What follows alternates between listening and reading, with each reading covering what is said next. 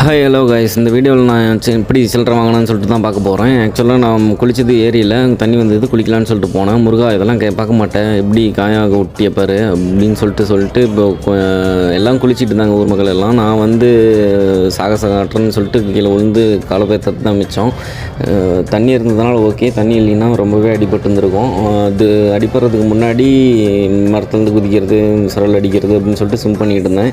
பசங்களும் எங்கள் ஊர் பசங்களும் சின்ன பசங்க எல்லாம் குளிச்சுட்டு இருந்தாங்க. எனக்கும் பார்த்தோன்னே சரி குளிக்கணும் அப்படிங்கிற மாதிரி இருந்தது. ஸோ நானும் எங்களோட போயிட்டு ஜாலியாக விளையாண்டுக்கிட்டு ஸ்விம் பண்ணிகிட்டு இருந்தேன். அவனுக்கு ஒரு வாழை மரத்தை எடுத்து போட்டுக்கிட்டு பயங்கரமாக விளையாண்டுட்டு இருந்தானுங்க. நானும் அந்த பக்கமாக போயிட்டு ஸ்விம் பண்ணிக்கிட்டு இருந்தேன்.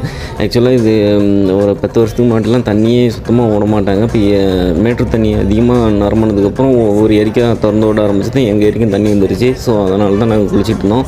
சரி போதும் அப்படின்னு சொல்லிட்டு நானும் மேலே வந்துட்டு இருந்தேன். நான் வந்து குளித்து முடிச்சுட்டு அவங்க வீடியோ எடுக்கலாம் அப்படின்னு சொல்லிட்டு எடுத்துகிட்டு இருந்தேன். அப்புறம் அந்த டைமில் தான் பசங்க எல்லாமே ஊர் மக்கள் எல்லாமே இருந்தாங்க. அப்புறம் ஒரு வாழை மரத்தை போட்டுக்கிட்டு குடும்பம் பண்ணிகிட்டு இருந்தானுங்க. அதில் வந்து ஒன்று பிச்சு எடுத்துக்கிச்சு.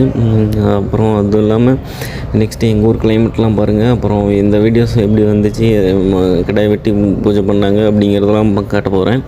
நெக்ஸ்ட்டு அப்படியே இதை முடிச்சுட்டு நாங்களும் வீடியோலாம் எடுத்துகிட்டு அப்புறம் அருமையான ஒரு கிளைமேட், ஈவினிங் டைம் ஆயிடுச்சு. சூரியனும் மறைய போகிறாரு. அப்படி நானும் வீடு போய் சேர்ந்துட்டேன். Love you guys, love you all.